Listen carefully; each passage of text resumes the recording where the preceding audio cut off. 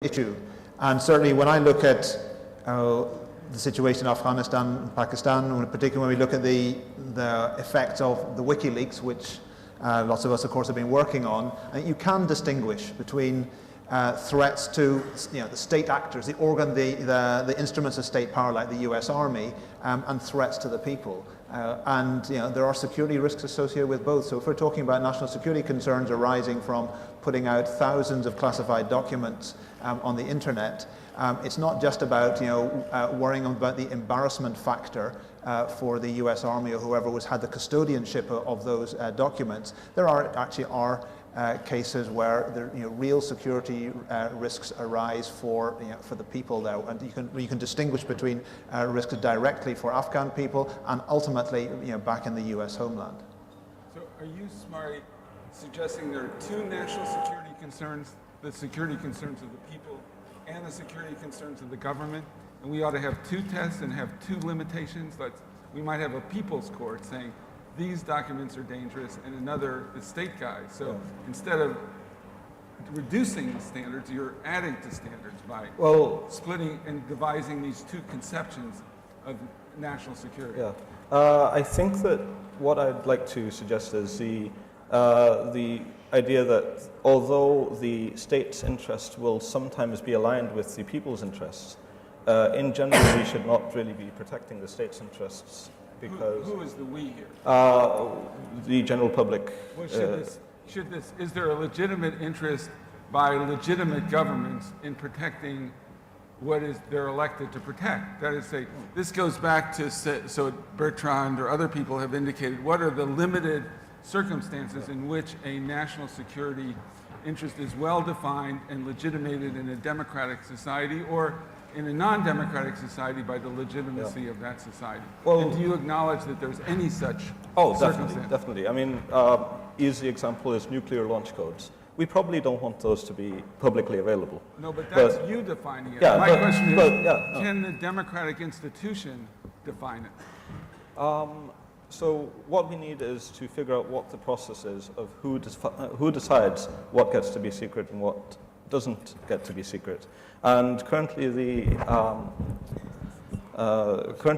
way of defining this or deciding this is that the state chooses its own rules and implements its own rules, and these are not necessarily implemented for the actual security of the nation, but rather for specific interests of certain people working within the state. So definitely there are legitimate security concerns, like identity of state actors working in hostile zones. But really, very often, we need to make the test much more explicit and much more open. So I think the question as we go along is, who's the we? That's one of the questions. So Heather, as an activist in Britain, is a really effective activist and campaigner. I want to make the distinction here, but campaigner for the public's right to know. How do you deal with these questions of finding a proper limit, but recognizing that there is some zone and trying to determine what that zone should be and what the review should be? Because I think the really problematic question is there such a zone, and who defines it, and who has oversight over it? Right. Well, the key is there actual harm as opposed to speculative harm? That's what I would say.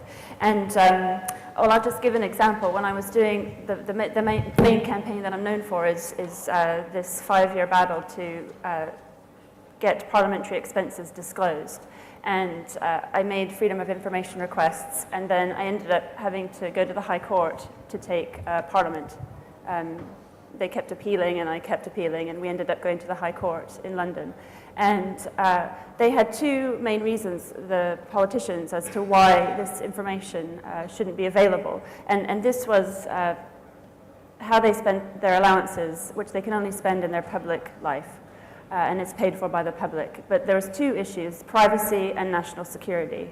And so I'm going to leave aside the privacy because we've already had that conversation. But the second issue was about national security, because one of the specific things I was asking for was their addresses, the addresses of their second homes, because this was the big scam that an MP would claim an allowance for a home, and he possibly didn't live in it, it possibly didn't exist, he was claiming for a mortgage, it had possibly already been paid off 2 years previous.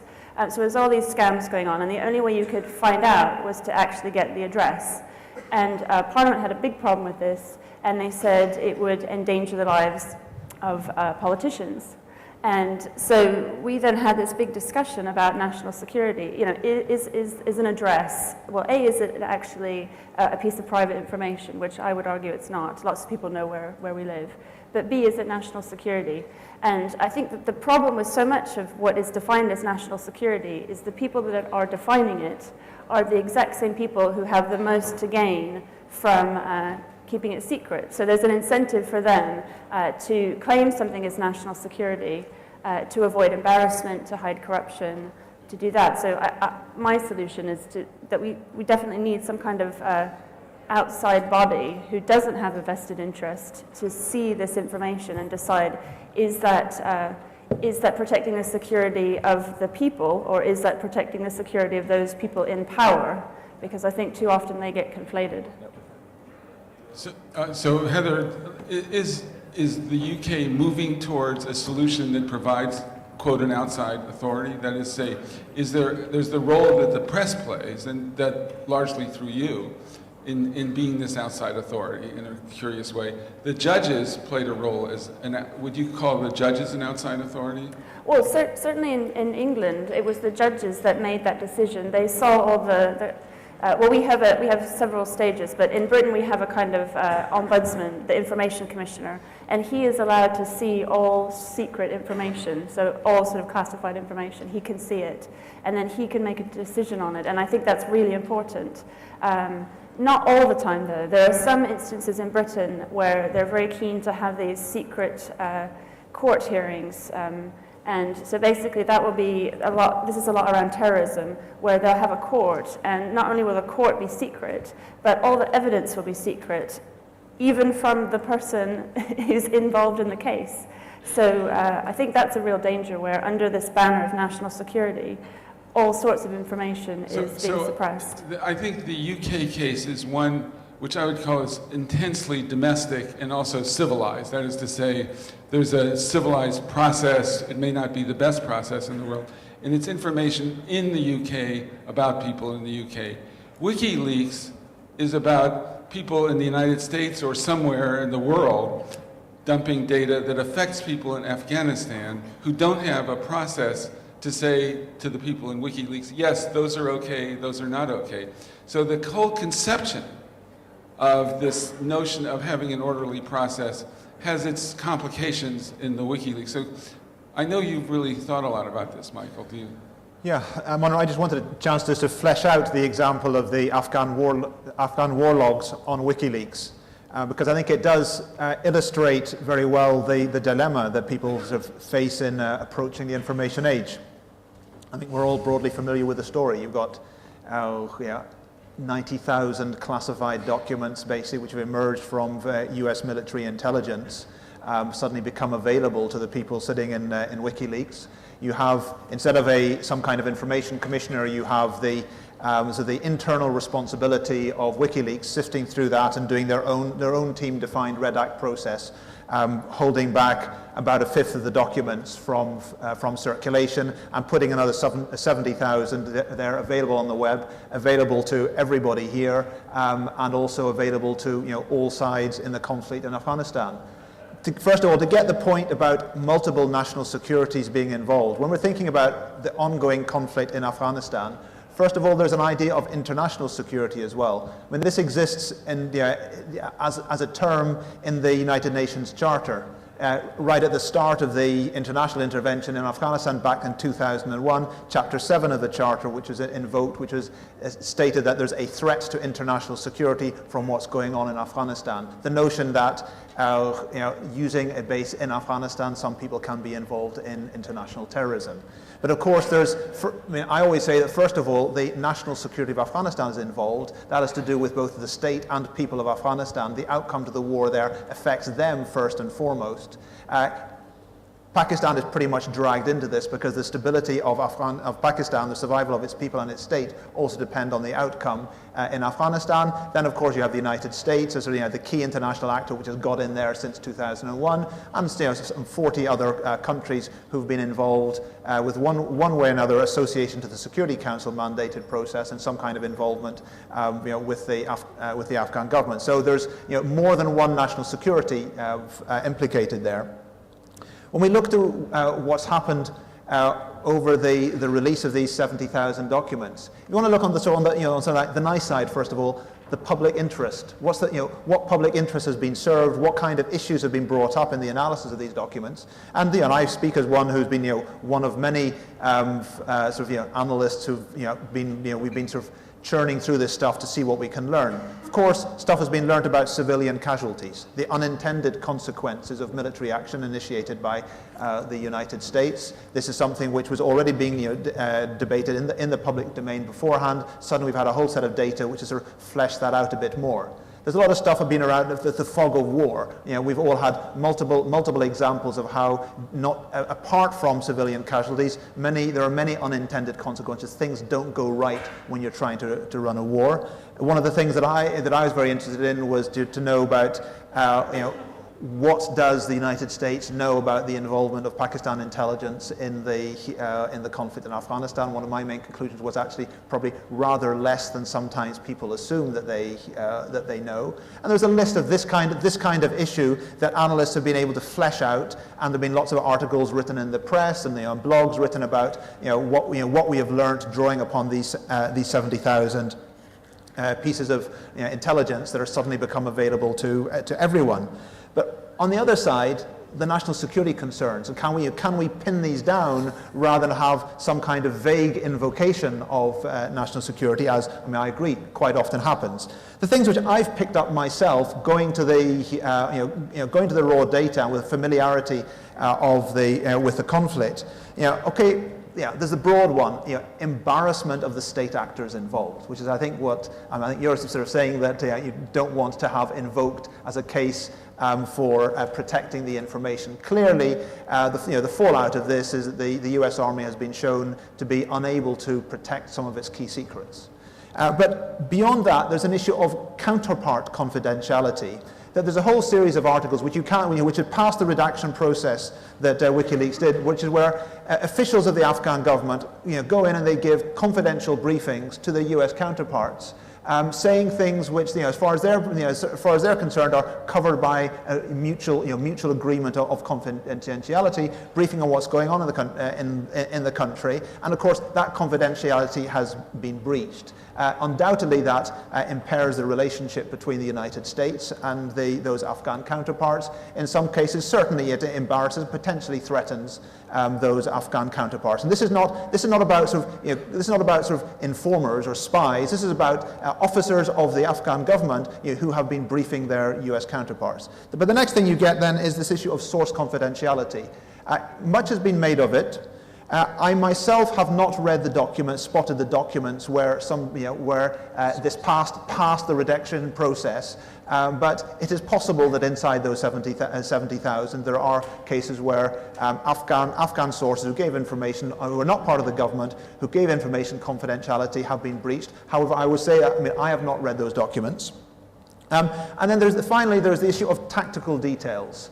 That in some of the descriptions, so the after-action reports of how the U.S. military carried out attacks directed against Taliban targets, they go into a fair amount of detail about how the targeting was done, how they cross-checked, what the armaments was, how they assessed it afterwards. Now, when we go back to, what are the actual implications of this? We are living in an age of connectivity. There was a time when, if you put an article like this in the New York Times, it would be, read in, be read in New York, be read in the US, it would be picked up by some of the US papers, and it would be, in a sense, a debate amongst a certain community in the world, and, far-off places would barely get to know about it. And if they did, it would only be through a short summary. Waziristan, which is the hub of the conflict in Afghanistan, where those people who generated the original international security threat, which led to the invoking of Chapter 7 of the UN Charter, those people have laptops, they have internet, and they have a great fascination for mining any information which is relevant to the conflict. I read a comment recently that sort of in the West, the furore of Wikileaks has died down. Nobody's accessing the Afghan war log site anymore. The furore in Waziristan has not died down because the people there still are accessing it to mine it for anything that they can get. And the final point I'd make is that for me, what is significant and gives you some hints towards the possibility of what regulatory regime might work is that as far as I can see, those reports which generate national security concerns in the Afghan war logs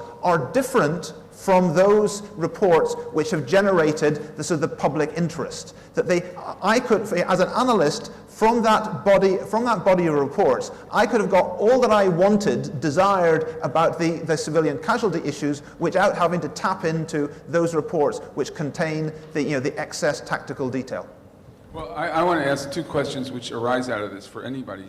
One is, are human rights activists imperiled by leak? In other words, we often look at this as a problem of embarrassing the state. But many people here are concerned with the security of human rights activists and have NGOs here that are protecting human rights activists. What's the relationship between the leak process, national security, and the potential endangerment of human rights activists? Does anybody have any view on that? Well, I have this thing where there's definitely a legitimate reason to protect certain information from public access, precisely because the bad guys could get it. And the decision process of which information becomes available is a very important one. If you get it wrong, people die. It's so simple. So then comes the question of who is accountable. In the case where WikiLeaks is leaking these documents, who is WikiLeaks accountable to? Not really anybody. But at the same time, who is the Commissioner of Information in Britain accountable to? Is there anybody? Parliament. So Parliament. Okay, so in the case where well, maybe I like this line of thought, but let me put it this way. It goes to the redaction process. One of the things that's been very interesting, both in what you're saying and what Michael and Heather are saying, and what's come out internally is countries have their system of developing norms, and then on top of that, the company, the entity, WikiLeaks or Google when it has to deal with these kinds of questions, or Facebook, they have their own internal process. So we have we have governmental redaction, and we have individual sort of self-defined redaction. So how do we navigate that question? WikiLeaks is saying, yes, we think we're acting responsibly. We actually have a redaction process. We went to the New York Times. We may have even gone to the government and asked them to redact it for us, which raises a whole other question of whether that's a good idea or a bad idea. So do you have any notions about how to think about private redactors who are, not that they're not accountable, they may not be representative in a certain way. So Heather? I did this report last week about the Icelandic initiative and internet censorship on The World Tonight on the BBC. And I interviewed this guy, General Spider Marks, Spider being his nickname. And he was the former head of Army Intelligence and worked in Baghdad. And he said that they've always had leaks. What's different now is the extent of a leak, where everything is on one net and you can just upload, download these huge quantities of information. And that's the big difference. But we had a kind of normal conversation, and then I started to pose to him, well, why is it that so much, I mean, how can you expect to keep, if it's so secure, why is it that so much is on this net, and 100,000 people have access to it? Is that not a danger? And who's looking to make sure that that's actually classified? Because the way the classification is done, it's not based on the content of the information, it's just the location, the fact that it's on this server, it's instantly classified, and then to take it off is the offense. So, and he said, but what he's basically saying is anybody who's on that net has to keep it secret, and it is only for people with access to make the decision about whether or not it can be taken off. And when I said, well, what about an outside person? I just felt like he got really offended by this idea that an outside person has absolutely no business to look at this information because they just wouldn't be qualified. And on one hand, that could be true, but on the other hand, that can be abused heavily. And I feel that that's the problem, is that, again, the people that are making the decisions about what is classified or not, what is the national secret, have too many vested interests. There's this idea of privacy by policy and privacy by design. Then I think we could expand that to say there's national security by policy and then national security by design. In this case, they're enacting a policy on that network, which is, oh, if you have access to all these big national security secrets, please don't share them with anybody. And that's not a good design. That's actually a very, very dangerous design, because there are legitimate secrets on that network. And if they're going to just leave them to the goodwill and good intentions of people who have access, bad things are going to happen. But I want to pursue this idea of the gulf between the designers and the affected. So the normal way we've thought about national security is as British citizens thinking about British security. But we're now in a world in which it's the Afghans or the human rights activists, or so it's not just embarrassing the government. And maybe we make this distinction, but I think this conference maybe is interested in this tertiary impact of leaks. It's not the ones that we've been preoccupied with. It's, are these guys saving their souls, their own jobs, et cetera, but what are the external consequences, the third-party consequences, where there's a deep gulf between those who are redacting and those people who are affected. So it's not the parliamentarians worried about their second homes, but some guy in a village somewhere, or some, as you said, intelligence officer in Pakistan who's worried about their confidential relationship. So I think that human rights activists are very aware of the fact that they are operating in areas where they can be threatened. And normally, if there is any government available information about them, then that is not their choice. It is because they've been spied on or monitored in some way. So I think that the idea of bringing up national security concerns in relation to human rights activists is maybe a bit far-fetched. Maybe there's a pact, let's assume, a country in which there's some pact between the human rights activists and its government as to what national security of their own proper role that they can have. But we now have a third party, Wikileaks, and they're not accountable either to the human rights activists or to a government, and they're leaking things. So whose interests are they taking into account? Michael? So I think there is a parallel in the way that human rights activists operate with the way that the national security state is operating. Because if you think of the situation of human rights activists who are documenting things going wrong in their home countries and are involved in international cooperation, and we know one of the ways in which that they've been able to take advantage of of connectivity is that it's possible to locate servers, which secure servers in countries like this, in cities like this, and provide them with secure systems to allow for the compiling of their human rights bulletins and make them accessible to members of the human rights community with a classification system which is agreed by the users of that. And the information which is contained there, if accessed in the wrong way, released in the wrong way, will be damaging for the sources and damaging for some of the people who are the subjects of those bulletins. But if handled in the right way, it supports human rights work which is advancing the interests of those people.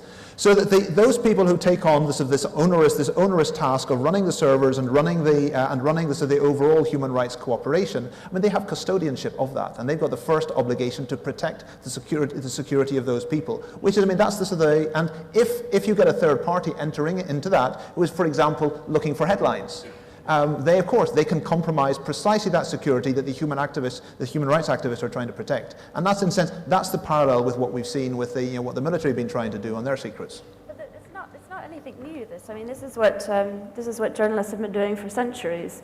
They have a lot of confidential information, but they're in the business of publication, and they want to publish as much as they can without endangering their sources, and it's a constant battle. So I think this isn't sort of an unusual or novel concept, this idea of balance. I'd like to hold on to this question, or focus on this. Is this something new? So is the newness here, so you could take the view, well, it's not new, we've done this for centuries, there's always been a battle between secrecy and understanding, and the role of the journalist as ethical behavior, etc. But and I think this was what the organizers had in mind in part, is the internet offers something new. The newness could be, we don't have professional journalists, we have a lot of people who may not have these standards. It may be new just because the complexity and computer quality of the internet allows dots to be connected, searches to be performed. It may be new because, as you said, Waziristan can read this material well before the borough of somebody in Edgware Road could read it, but that's about it. So I think I don't think we have to investigate the question of, is there something new? Wikileaks looks different. So I'm not sure we can call it new. So we can call it new. Yeah, what's changed is that... Oh, and one other thing is distrust of government.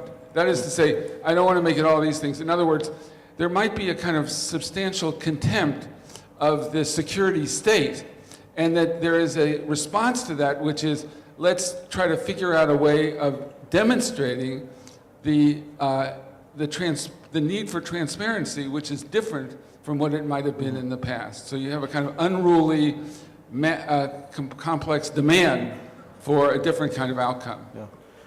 So I'm very sorry to say that shoddy journalism has existed probably since journalism started to exist. But the only thing that's really changed since the advent of the internet is that borders have become entirely unenforceable with respect to information. There was a time when anybody who wanted to get information from point A to point B, if they crossed the border, they had to go through some kind of border control, either themselves or the package that they're sending. But now that's almost impossible because it's all going through the internet. And so there's this debate going on where the states want to impose all sorts of restrictions on the flow of information in the internet, want to do state censorship of the internet, etc. And in some part, this is not just for reasons of decency or common security, it's also for the idea of national security. So when this is going on, you have to say, okay, where is the border then? Is the border going to be some arbitrary place on the internet, or is it going to be on the point where the human is interfacing with the computer? Well, I want to return to this point, but I want to. The two of you may want to comment on the last one. Well, what's new? What I think, what is new is that the default position has finally changed. So it used to be that as a freedom of information campaigner, I was always on the back foot having to justify why I needed information. And equally, I think as a human society, there's always an assumption that to say anything, to speak out, is the dangerous thing, and you've got to kind of justify why it is okay to say that. And now what I think is changing, as a result of the internet and our views about human nature, now it's starting to be put on its head, so that I think we now equally see the dangers of secrecy. And I look back at, say, the 9/11 Commission, and that was their big finding. You know, equally there are dangers of keeping information secret and not saying anything. So now we have a new way of looking at information, and in fact, to not say things could be a bigger problem to national security than to say something. Thank you. Michael, did you want to comment on? Yes. Well, I'm not sure what the point. Yeah. This is about Yeah, the newness issue. Yeah. Because I mean, because of course this kind of challenge has been faced, ever since journalism was invented. But the sheer volume of data which now can be up and downloaded has changed the way the game operates. And I think that is testing the limits of editorial control by those people who previously maintained some control over their journalism. Because there always has been a tradition of responsibility in journalism, as Heather is talking about it. But it starts to become physically difficult to do that. And when we think again back to the example of the internal redact process in the WikiLeaks team over the 90,000 documents, to start jeopardizing security, you just have to get it wrong in 1 or 2 or 3 or 4 of those reports. And that is a totally different challenge when you're talking about analyzing 90,000 documents rather than when you're, say, reading the Pentagon Papers in another generation, a previous generation. I think another way of thinking about this is that historically, journalistic institutions, even when they were, quote, independent, were within a state culture. They were, it's kind of gentlemanly relationships between the publisher and the state. People had a sense of what the limits are. We're now dealing with institutions that are outside that culture. They may have their own culture. Google, as we've seen, is developing its own culture, maybe in relationship with all governments, maybe in relationship with some governments, but maybe not relationship in that way.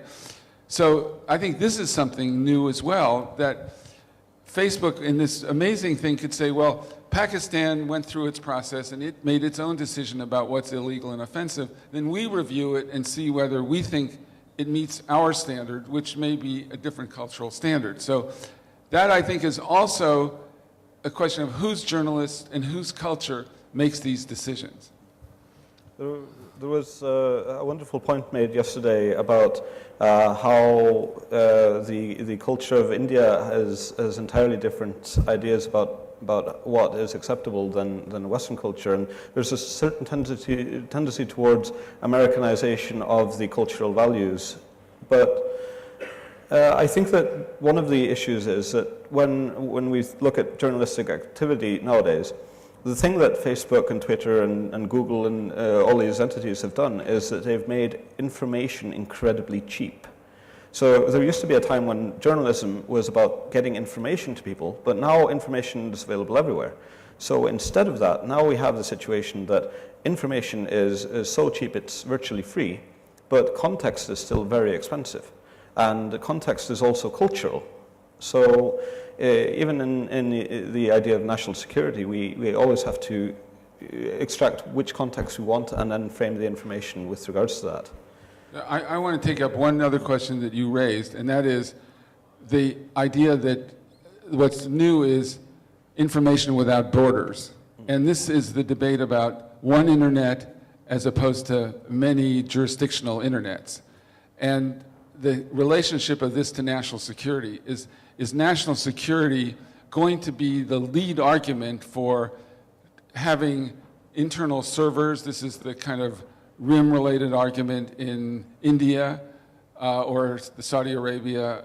It's certainly the China argument, which is, hey, in this world in which information wildly flows, we need to maintain control in some way through an intranet as opposed to an internet. So attention to national security a way of maintaining the idea of an internet in a single way, or will this be pressure to break it down? And on this point, I want to raise the Iceland example, because you're not saying there's no border, you're saying come to Iceland where you'll be free. And maybe you could say a word about IMI and the idea that there should be a place in the world liberated from all these restrictions, a kind of brigadoon of the internet. All right, well, I get laughs. All right, so for those who... A colder brigadoon, yeah, I guess.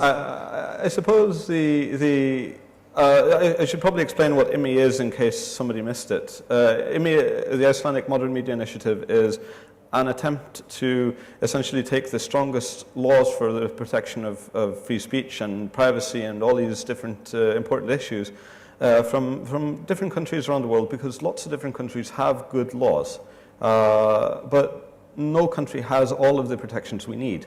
So the idea was just to pile these all together and see what we could get out, see if we could make a country that's well organized with this respect.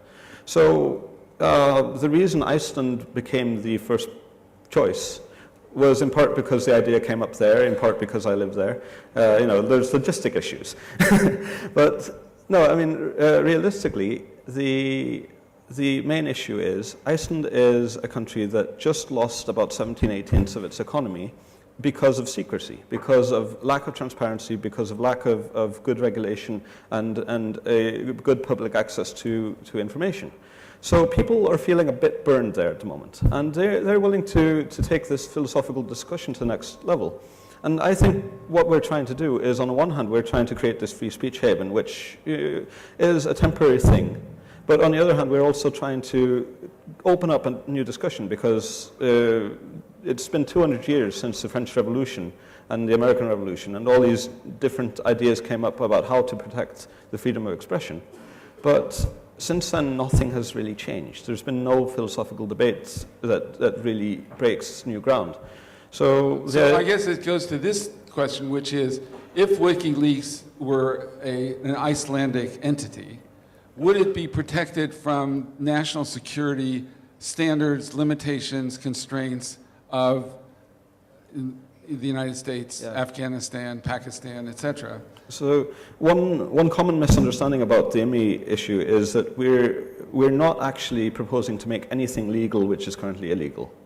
But things are legal in one country and not another. That's not an answer. You're saying no. This is legal. You can't sue WikiLeaks here on the ground, unless you're saying that if it's illegal in Russia or China, you can come to Iceland and still sue these guys. So what we're saying, then it's not much of a free speech haven. No, what we're saying is that as long as you abide by Icelandic law, which is very liberal with this regard, and doesn't actually, there's very little about national security, for example, in Icelandic law. Right. We don't have an army, so why would we have state secrets like that? Right. But on the other hand, where the geysers are. We have volcanoes if anybody wants to be. But no, the issue is if we're trying to say, here is a place where people can put their hardware. And when this hardware is here, the borders run around the hardware, but not around the cable that connects you to the internet. This is important because at the moment, hardware is sitting all over the place. We need hardware, otherwise the internet doesn't work.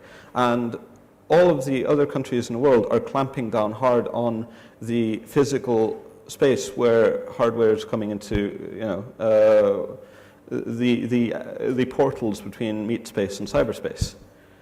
Okay, well, this is an experiment that everybody should watch, whether there's a potential way of dealing or changing but I think the more important point that you're making is that Iceland is making a contribution to the culture of discussion. It's trying to look at how to think about the whole panoply of results.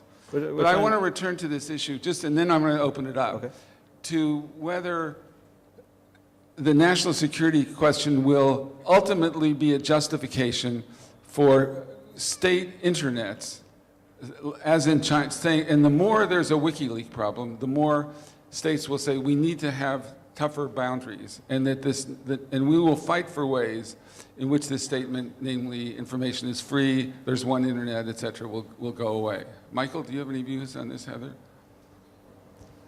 You don't have to, it's okay. I'm going to pass it to Heather.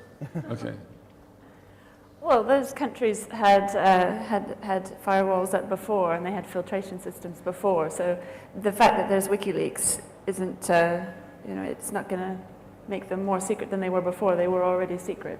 And I mean, what's interesting is that this biggest leak came out of America, which isn't a particularly secretive country if you're comparing it to China or something. So I think to use WikiLeaks as a reason for, as if that's a justification for future censorship, I don't know that would. So did you want to say something, or are you just standing at the microphone? If the mic is on, there it goes. I thought the idea here was to create Iceland as kind of a Cayman Islands or a Switzerland for data centers. Do I get the right idea? Well, there's definitely a strong economical incentive for doing this. And one of the ideas was to take the models that the British Virgin Islands or Cayman Islands or all of these little Caribbean islands are taking with regard to financial secrecy and whatnot, and flipping it on its head. And for a while, for several years, that might be a nice, sustainable business model for Iceland. And we kind of need new sustainable business models now that our financial system collapsed. So for the time being, it's a very good way of building up a new economy. It's sort of like libel tourism in the UK.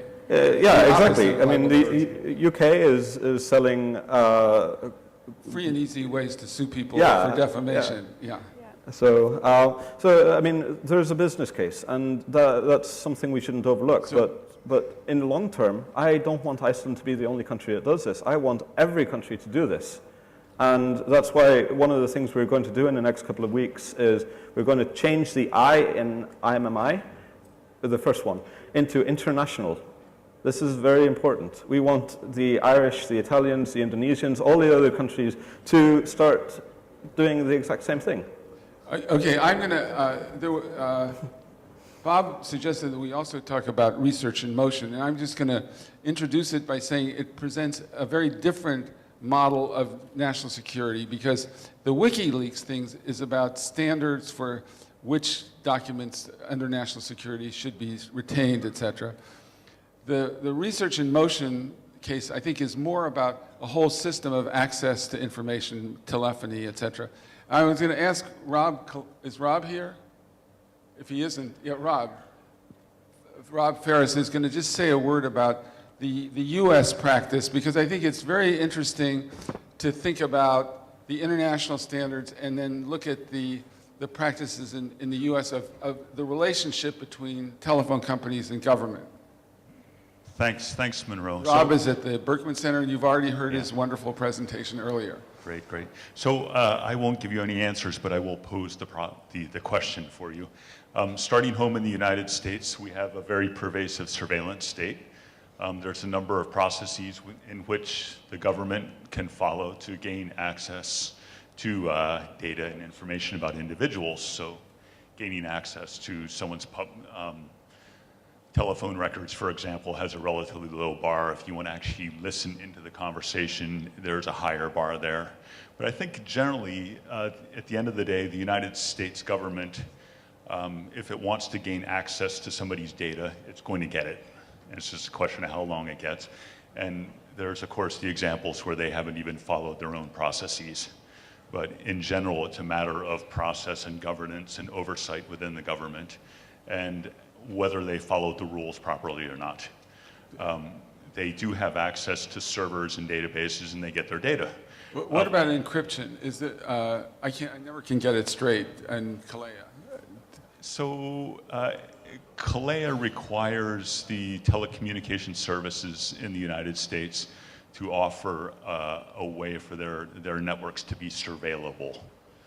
It doesn't mean that they're on all the time. It just means that when the government wants to surveil communication, that it has a way in which to do so. encryption is kind of a dark area, and other people probably know more about that than I am. You do have limited protection by encrypting your communication. Leslie want to say something in contradiction to this? How about a microphone? Because we don't want what you say to be secret. We want it to be public. I'm probably going to disagree with Rob, who just put our procedural protections and said poo-poo. I mean, we are a rule of law state. The idea that the United States does all of this and what's happening with RIM is exactly the same, I think has to be dispelled. We won the fight during Kalia on web. Who's we here? The civil liberties community in the United States. If the phone company is holding the key, the encryption key, then the same way if they came to a company that had a storage locker was holding the key, under legal process you have to give it. They are under no legal obligations to hold the key, know where the key is, etc. So the idea... You mean they can say, I'm sorry we lost the key? I mean... Well, no.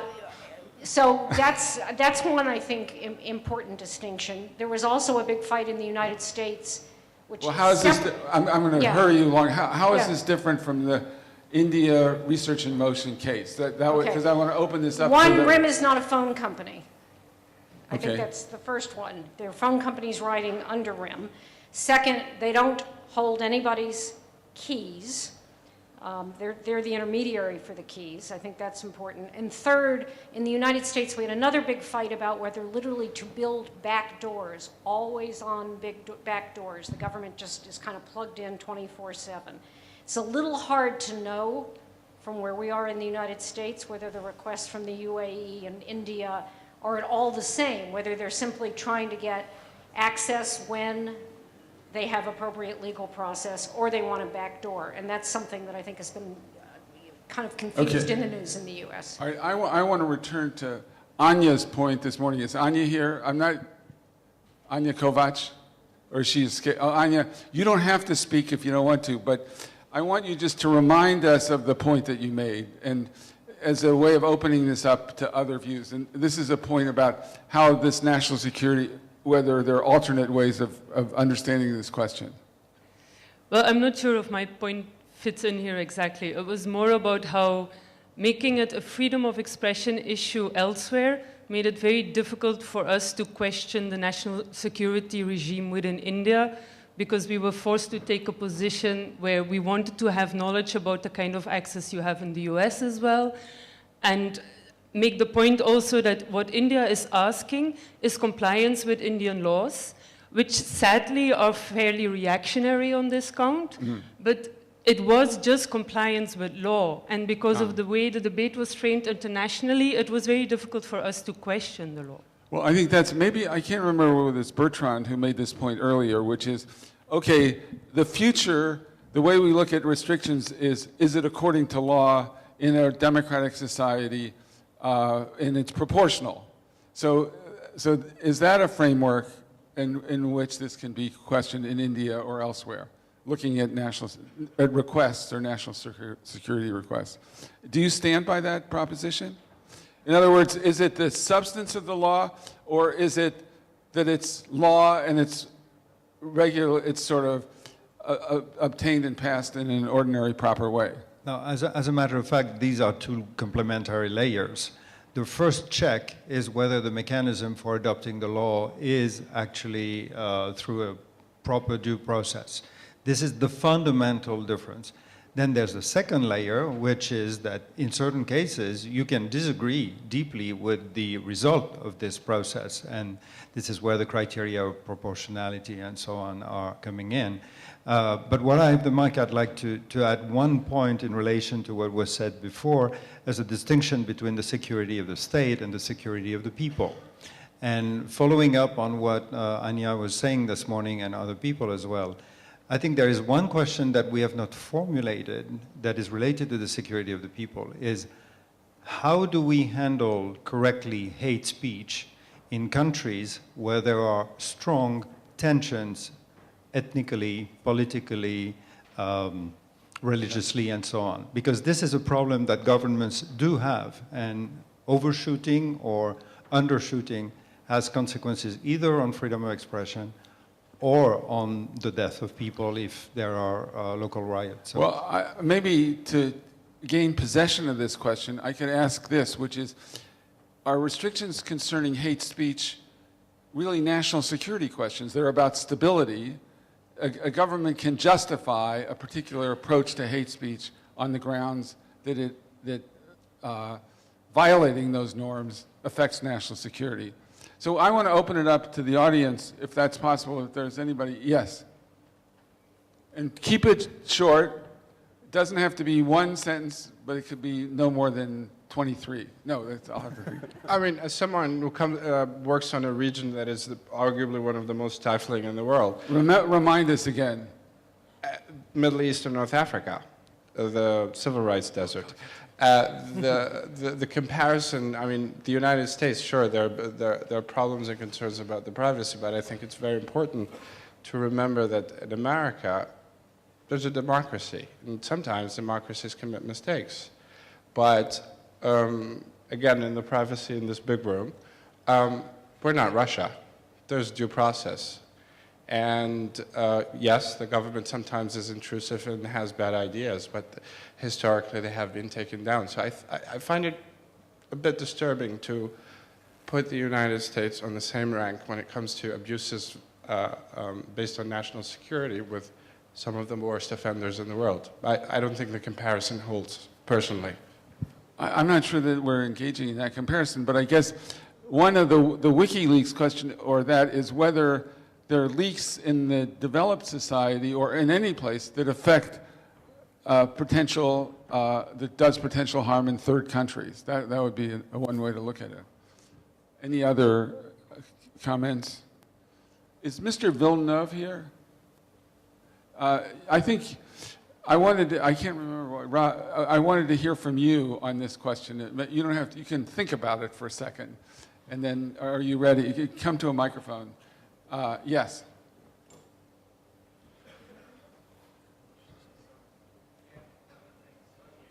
Wait, your microphone over there. Start talking. Okay. So one of the issues I always tend to focus on... Remind us who you are. I forgot myself. I'm Nart. I'm from Canada, the University of Toronto. Oh yeah, you've been, exactly, okay. So one of the things to think about is when you build systems to collect and store sensitive information, and then you build systems to access that information, especially systems that are designed for law enforcement access, you're creating conditions that allow those systems to be compromised. And as governments share classified information with defense contractors, with embassies and a lot of their other entities, they open up that information to be stolen by other people. So we always seem to be talking about actors with, I guess, sort of ethical intentions. That is, we want checks and balances on the types of information that companies who have our data can share with law enforcement for legitimate investigations and things like that. But what I see all the time is a lot of these organizations get broken into, and the sensitive information that they have, sometimes classified information, gets taken by people whose intentions are unknown, whether they're other foreign actors or people who want to sell that information to people that think it's valuable. And for me, that's kind of scarier. Well, this goes to Smari's point about national security by design, and I wonder whether in your laboratory, I'm not exactly sure how it works, how you think about this and what processes you engage in to help to protect against this, or develop software protections or design protections. I guess approximately once a week, I have to contact somebody and ask them if they want their secret stuff back. It can be big companies, diplomatic missions. It's fairly routine, and it's kind of scary once you get involved in it, because even mundane details, bureaucratic details, can be very valuable. I originally started looking into this because there are human rights groups around the world that are getting targeted with these kinds of attacks. Their information is being taken. We started looking into this because Tibetan activists were being targeted and compromised. But what we found when we looked into it much further is that the same people that were compromising these Tibetan activists and the offices of the Dalai Lama had managed to compromise diplomatic missions and embassies all over the world. It was much worse than what we thought. And so the same actors that are targeting companies like Google, who've been who publicly disclosed that there was a breach, the same actors are targeting other people. Google disclosed that at least 20 other companies were compromised in that attack. And not only was intellectual property stolen from them, but one of the objectives of the attackers was to access the Gmail accounts of human rights activists. So from my perspective, having classified information and sensitive information and the technological methods to share information with law enforcement come with very big security risks, and we're seeing this play out all the time. Anya, did you want to, you have to come to a microphone. There's also Okay. Thank you. I actually wanted to briefly share another instance that happened in India, and I wanted to actually get Smari's feedback on it. I've been working with some activists who work in areas where the Maoist conflict in India is very strong. They're not Maoists, but they criticize development initiatives of the government, mostly surrounding livelihoods. And some of these websites also got blocked, and it wasn't very clear who or what, nor did they bother to get into the details. But what we did at that time was thinking some of these groups are not very tech savvy. So we contacted some friendly European ISPs who we know normally host websites that are blocked in oppressive countries. And they were very apologetic in their response, very nice, but the feedback we got was, we're really sorry. We understand you're in a very difficult position right now, but India is a democratic country and there is nothing we can do. So I was wondering whether Iceland has thought about that and whether the Icelandic initiative will make a difference in that sense. Monroe, can I ask a question about the Icelandic? Is it about? It's related. You can add to the, okay. No, it's related to what Anya just said. I want to question whether the Icelandic initiative is at all realistic, because what you're proposing to do is to create information havens on the analogy of tax havens.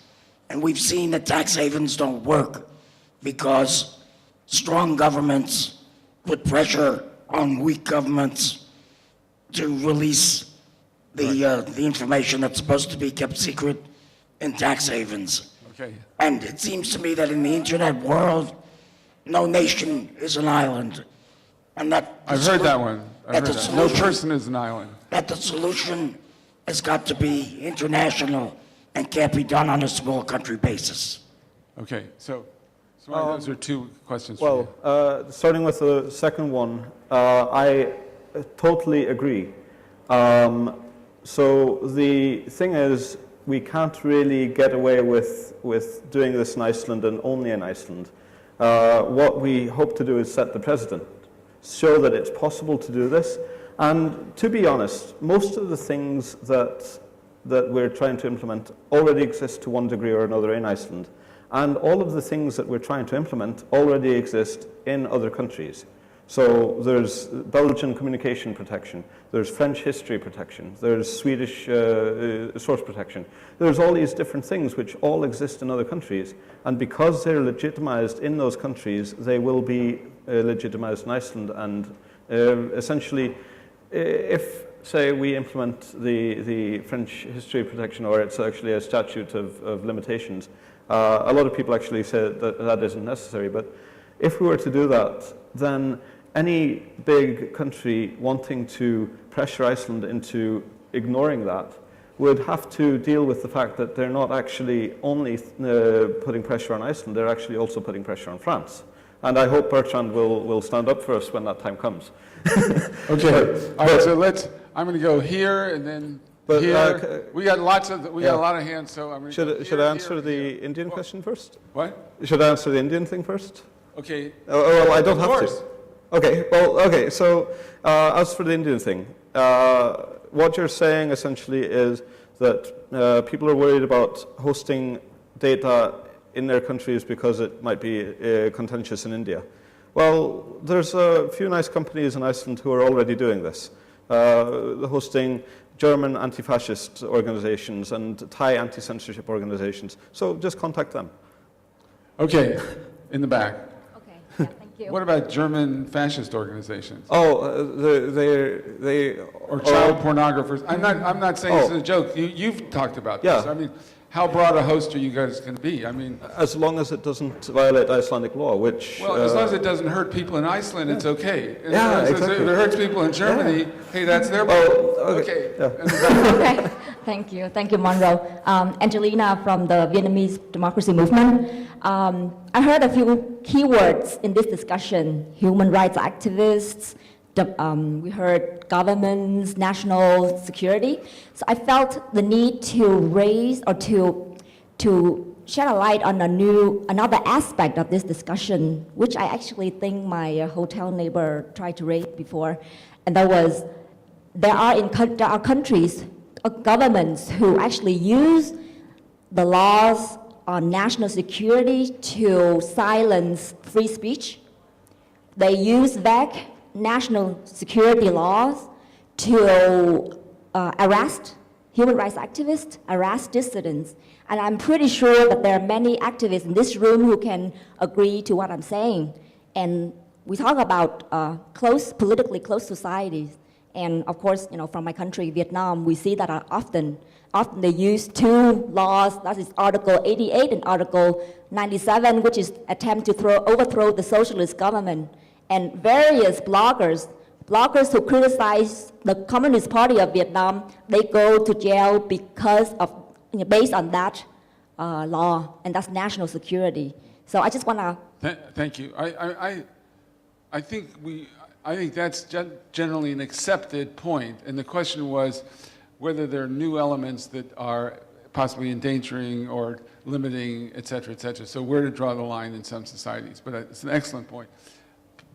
Peter, or while we're waiting, Sharon, do you want to go ahead? Sorry, Peter.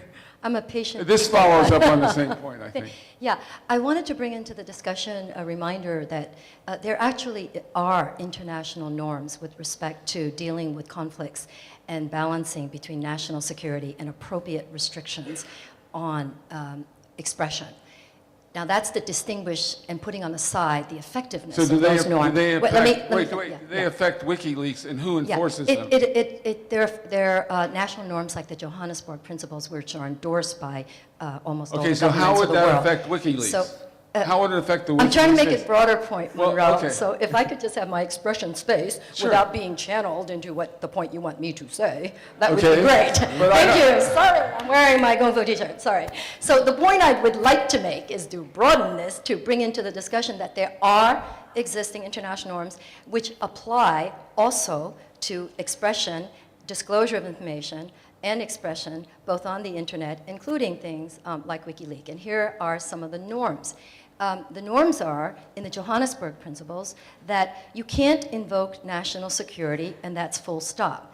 You invoke national security with restrictions. It has to be the least restrictive. It has to show imminent harm. It has to show concrete harm. Right. I mean, there's a whole list. Right. So those norms have, in fact, been applied to specific cases and to specific laws that have been reviewed in specific mechanisms. Okay, so I'm just saying... Can I now channel?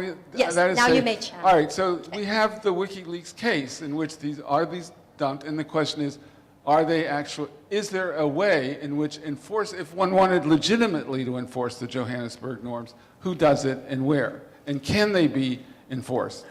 I'm accepting that as the standard. If the international norms that I'm referencing are enforced through the UN human rights mechanisms and processes. There are more than 39 of those processes and mechanisms. So if someone wanted to we invoke the norms all the time. When we raise issues, if someone wanted to take WikiLeaks and bring it to one of these mechanisms, it will get reviewed eventually and will eventually have some kind of decision. But that means that in that kind of international human rights system, it requires all the So, normally Michael, NGOs bring the issues up. Is that a satisfactory answer to the people in Afghanistan? Are you going to tell them to go to one of the 39 agencies of the United Nations and seek review of what WikiLeaks does? I mean, they just, for those people who were worried about, national security with precisely those restrictions, if there is a real and imminent risk, that you run the risk of being blown up. They wouldn't accept that as a workable mechanism. They just say, just tell me where to hide. Yeah. Okay. Peter. So I think the main point is not that the governments are abusing the arguments of national security versus access to information. The most important thing to see that there is no conflict except some very exceptional exceptions. There is no conflict between national security and access to information. Probably at this moment when we are talking here, people are dying in the name of national security because their countries were kept in darkness, ignorance, and they couldn't participate in a well-informed public debate about whether their country should engage or their community should engage in a conflict or not. So we can look at many historic examples. The famous Pentagon Papers case in the US, which was about a huge set of documents about the American strategy in the Vietnam War. Access to those documents not endangered national security, as the government argued, but as the Supreme Court said, as I think Justice Black argued, in fact, supported national security. So the best safeguard of public safety, in fact, is the well-informed citizenry.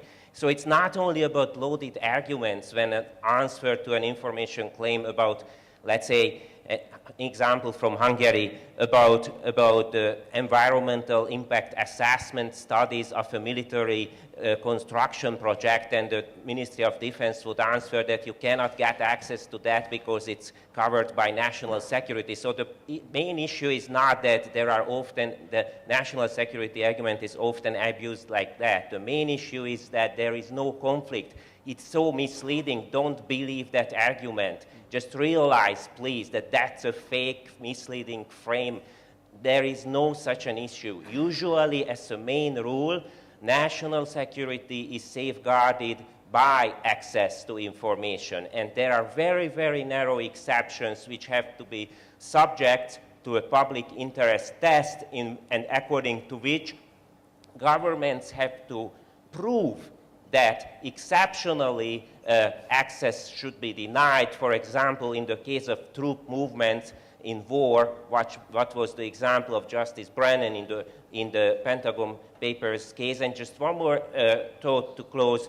For these reasons, the idea of balancing, which came up often also about free speech issues, is also problematic, highly problematic, because it puts freedom of expression to a place where it can be rather subjectively balanced against other, often fake interests.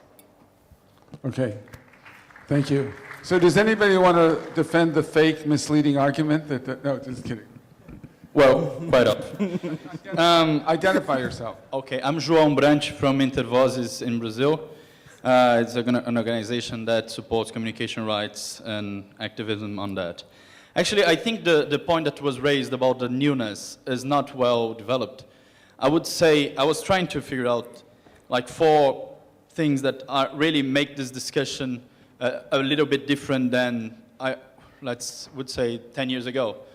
And first one was likelihood. Like we're talking about it's more likely now. We're not talking about taking documents physically out of a room, but we're talking about sending files through the internet and making it available in 1 second. Secondly, we're talking about ubiquity. So once it's leaked, it's spread all over the world.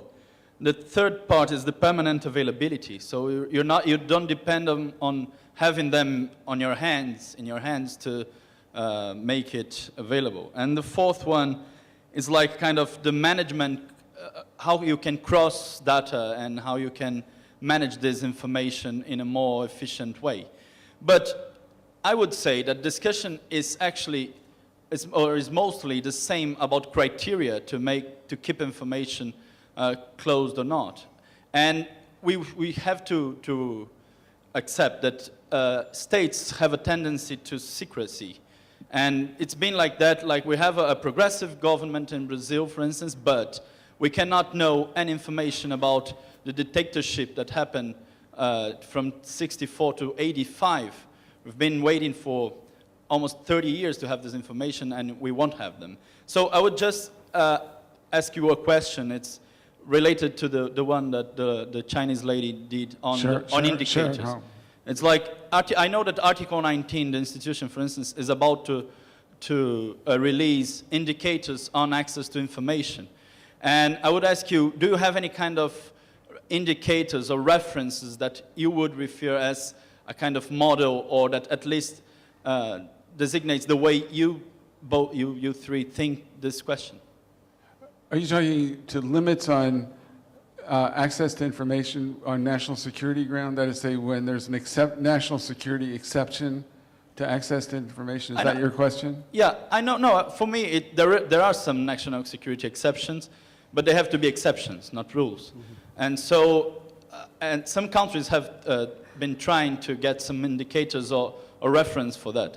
And in my point of view, it doesn't change that much in the digital era or in the analog era. So I would like to hear from you if you have any kind of indicators or reference that for you work well in this case for criteria. While you're thinking, I'll give you one example. There's an institution in Mexico called IFAI, I-F-A-I. It was set up in a very innovative freedom of information law developed by civil society groups in Mexico. And the idea was that there should be an independent checking institution so that when a national security or any other exception to a request for information is asserted, there is an independent group that is basically a quasi-governmental group that is charged with determining in a particular time whether this was a valid assertion. So the problem here that we talked about earlier was, yes, there might be criteria, but we need a dependable entity to evaluate it, and it does so in a speedy way. So that seems to me to be one possible model. So it's IFAI, IFAI, in Mexico. You can look it up. Heather? Yeah, well, I'll go. I'll give my final words because I know we're out of time. Are we out of time? Yeah, we are. And I like to run a tight ship, so. Wait, by the way, is it self-policing for you? Okay. Yeah, so my guide on the limits of free speech, I'm very old school, and I advise people to read John Stuart Mill. I think he's very good on that subject. I know that's nothing to do with the internet, but these topics were tackled long ago, and I think what he says is very valid today. And it all is around evidence of actual harm rather than speculative. I think that's really the key thing. I know in America, when they first did their Federal Freedom of Information Act, they had an exemption for sort of national security and police investigations, and it was abused constantly, and after Watergate, they re-examined the Freedom of Information Act, and one of the things they did was they refined that particular exemption, and the way they refined it was to put in a harm test. So I would say the exact same thing is true today with all sorts of national security. My one final point is about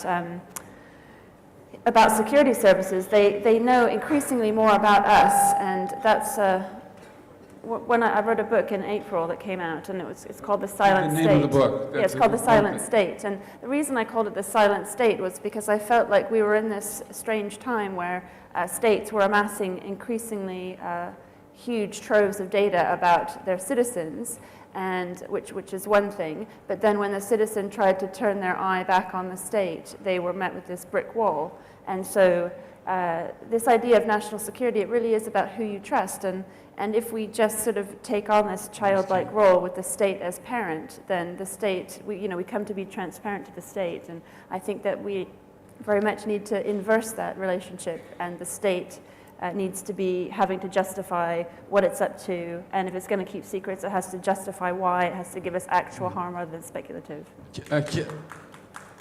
Is that one hand clapping? Kate, am I supposed to get these comments at the back? Okay, quick comments in the back. Okay. 2, 1 and 2. Okay. It's okay? Go. Okay. I'm Karen from the Tor Project, and just one comment. I think one of the key ingredients in preserving the rule of law is to make violations of due process noticeable. And one of the differences now is that that all these lawful intercept technologies make it possible, or a corrupting influence, because a mouse click is not as noticeable as a knock on the door. And the responsibility of technology, especially privacy-enhancing technology, is to make those violations noticeable, to force governments to do that knock on the door so that citizens can tell them to go away until they come back with a warrant. And so that's an ongoing role of technology. But I do have a fear that as governments face organizations that take advantage of leaks, that they will close ranks and make the work of activists a lot more difficult. So maybe we're out of time, but I'd love comments on that. Okay. Final comment. Sure. This is our friend from the Friend Service. Yes. Thank you. This is Ra'id Jarrar, an Arab American blogger. I just wanted to bring to the panel's attention and to the audience's attention that in the last couple of days, we've been focusing a lot on the United States and Europe. We heard many mainstream voices from the US and Europe. We heard official representatives from governments from the United States and Europe. And unfortunately, the voices of the other 80% of humanity that lives outside of the United States and Europe is not represented very fully. So I don't think we heard many mainstream voices from South America or Africa or Asia, especially with issues that has to do with national security. Now today we heard very nuanced ideas about the national security in Europe and the US, justifications of why Wikileaks is a threat on national security, some details, people offended because some criticism came to the US. But on the other hand, I think there was a blanket criticism to China, India, Iran, and other countries who are, I think, viewed in the last couple of days in very negative black and white fashion. So my question to the panel is that the same way that the panel saw this WikiLeaks issue in a nuanced way, they saw it as a tool that is evading the state's national security censorship and constraints. Do they see any justification for China and India and Iran and Saudi Arabia and other Middle Eastern countries to do censorship because of their national security? Do they think that their national security matters? Do they think that some of our attempts to circumvent their censorship is actually threatening their national security the same way that they are worried about WikiLeaks? Thank you. It's an excellent question. It's so good a question that I don't think it can be answered in the time remaining unless anybody wants to take a stab. Iceland is in the league with Saudi Arabia and Iran or something. Yeah, I believe we're a terrorist state now. At least the British think so. But can I give like 2 points on that, because yes, I think two points, but not it's three. incredibly Okay. correct. And so 2 points, one from the Caucasus. There is a president in a Russian state in the Caucasus who publicly stated some months ago that he would have anybody who opposes him in the media removed on national security grounds. Removed was a fairly vague term, and we kind of know that we're talking about Kadyrov here. The issue for that is, how is that national security? I think this is Kadyrov security. So, that is an example of a national security concern which is entirely unacceptable. India, with regard to this wonderful give us your encryption keys case. Well, if people who are really going to be doing terrorist activity or whatnot are in any way smart, in any way likely to succeed, they're not going to use BlackBerries, right? People are going to be smarter than that. Just throwing all stupid arguments out the window right away would be a very good way of increasing our security. So, you know, all these Indian national security concerns with regard to encryption, you know, come on, let's be serious. A51, the encryption for GSM, has been blown out of the water with rainbow tables. Yet, when I was in India last year, I was using very strong encryption over SSH tunnels to my other servers, various countries in the world. And, you know, I wasn't labeled as a terrorist for doing that. Encryption is a very reasonable thing. So we need to stop thinking about national security in terms of the state and start thinking about it in terms of people. Because people are the only thing that matters.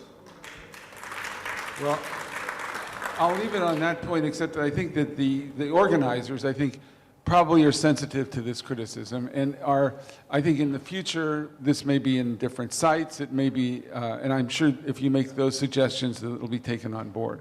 So I want to thank the panel, and I want to thank the audience for participating in this panel. Thank you very much. Thank you.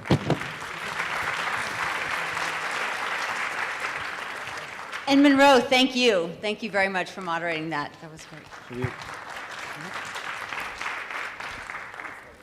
Just a quick housekeeping announcement about where we will convene in 15 minutes. We'll start at 3:15, and because we just have the hour for these breakouts, and they're really meant to kind of connect people, following up on some of the conversations at the dinners, following up on 2 of the discussions we've had here today and over the last couple of days, and really to help be instructive about what are the next steps that collectively and individually and organizationally we all might want to get involved in. So we really encourage you to participate in the breakouts that will begin as soon as I stop talking. So just a quick note, I'll start with the bottom one. The cat and mouse game between bloggers and governments will be taking place here, so you don't need to go anywhere. If you're going to the session on enforcing ethics and accountability for corporations and governments, that's in the CEU auditorium. Again, there'll be hostesses with the blue shirts to follow. The CEU auditorium is basically right where we were for the reception last night. Just go back a little bit where the tactical technology folks were, collective folks were last night, and you'll join in the CEU auditorium. And then the other 2 groups, protecting privacy and ensuring cybersecurity and national security, are just on the first floor, which is 1 flight up from where we had the reception last night in CEU. And there's signs to guide you on your way. Thank you. And we'll be back here reconvening at 4:30.